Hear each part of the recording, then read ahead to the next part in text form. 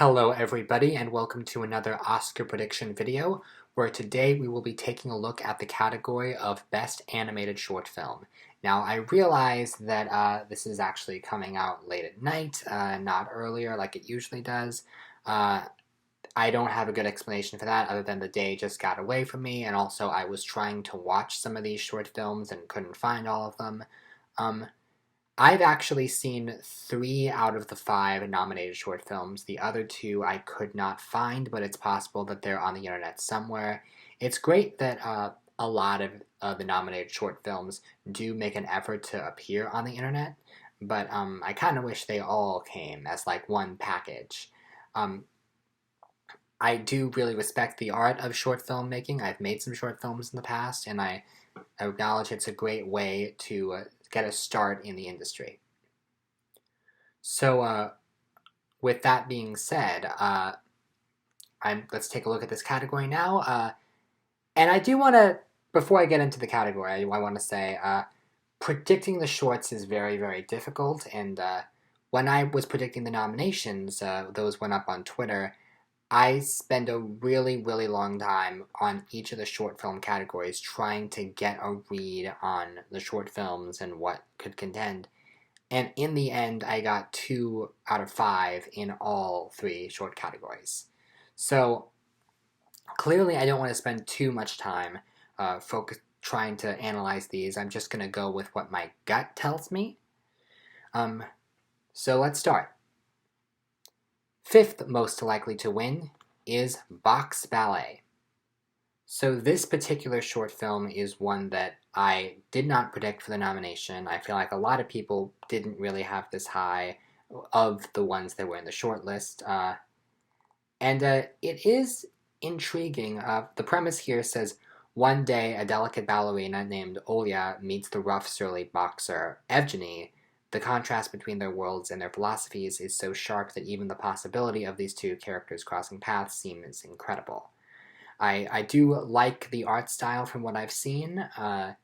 It's 15 minutes long and it has an interesting look to it, but it doesn't seem like one of the most interesting shorts that are here. And people seem to like it fine, but it doesn't really seem like something that should win.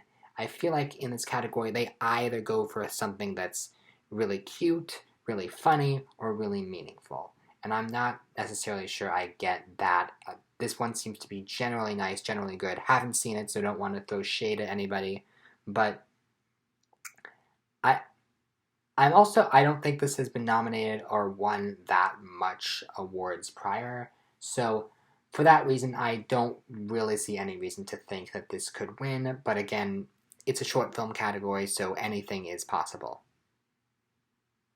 4th most likely to win is Affairs of the Art. So this short film I did see. It's available to watch on YouTube, and this was BAFTA nominated for animated short film.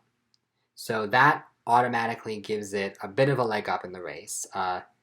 According to this description, barrels back in Affairs of the Art, which showcases one family's eccentric yet endearing obsessions with everything from drawing to screw threads and pet taxidermy. Here's the thing. I didn't really like this one. And from what I've seen a couple of people rank their preferences on the short films, and almost everybody I've seen has ranked this one last. This one, I don't want to say it's bad, it's just weird and a bit too eccentrically dark for its own good. So I don't have any particular, I don't see the need to vote for this, but I can see a world in which certain Oscar voters are like, oh yes, it's saying something, I relate to this, I'll vote for it. The fact that it has the BAFTA nomination puts it a little bit higher than the other one, but I don't know.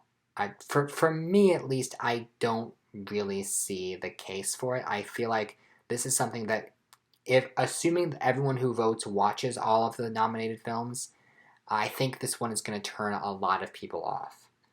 But again, that's just my opinion.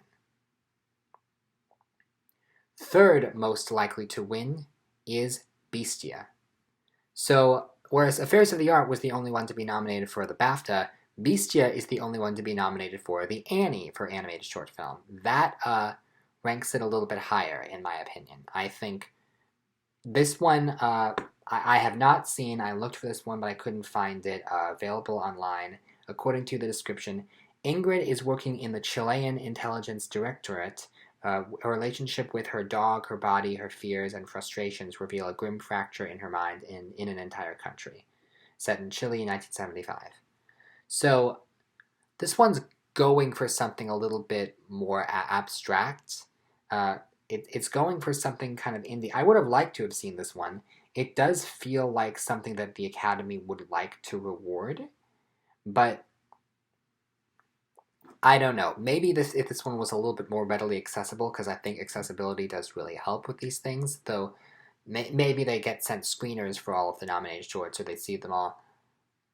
I just don't...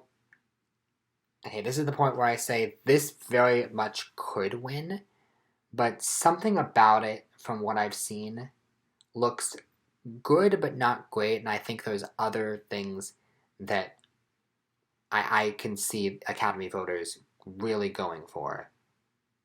I like that this is stop motion and it has a nice style, but if they're going to go for stop motion, they're going to go for something else.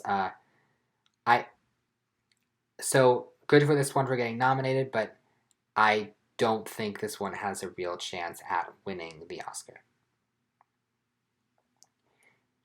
Second most likely to win is the Windshield Wiper.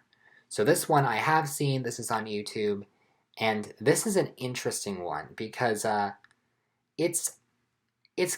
whole film is kind of abstract, showing this messy side of love and the sort of the unique ways that it can capture. I really love the animation style of this. A lot of it is pretty clearly rotoscoped, but it's done in such a way that it looks pretty beautiful and has very striking lighting and design. So sometimes in this category, the thing that can give a film a real good heads up is the animation. And the animation in this is, I think it might be the most striking of the five. With that being said, the fact that it is so abstract, I don't know if, I'm looking for the description for this one, I'm not really finding it, but I don't know if this is going to be something that appeals to the whole Academy. In terms of what everyone votes for, like I said in this category, it's not usually this, I don't think.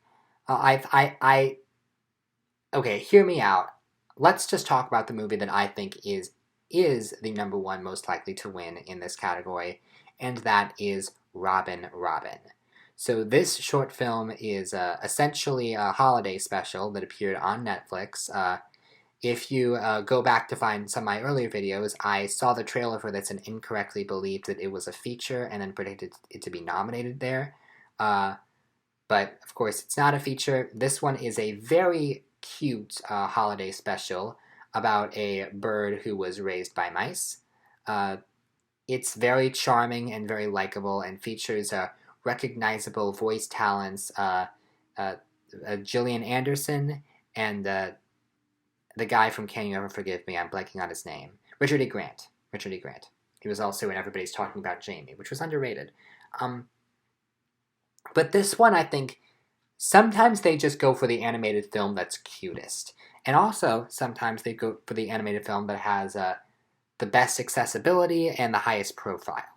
This one has all of that. It not only is it the cutest and most child-friendly of the nominees, but most family-friendly, I should say. It's also on Netflix, was advertised. There were like behind-the-scenes featurettes that Netflix released. It has a pretty high profile, and it's very cute and very charming. I think this is the kind of thing that they go for, and my gut is telling me not to waste my time by predicting an upset. I think in terms of actual awards, it doesn't have as much. But I think it makes sense for the critics to go for some of the more obscure things to give it a leg up in the race. But I feel like when they're checking off their ballot, they'll be like, oh, Robin, Robin, that one was cute. this is the one that makes the most sense to me, and I'm not going to overthink it. I've learned that in this category, overthinking it can sometimes hurt. And so I'm just going to go with the one that makes the most sense on paper. So that is my official prediction. Thank you all for watching, and tune in tomorrow where I will be taking a look at the category of Best Sound. See you then.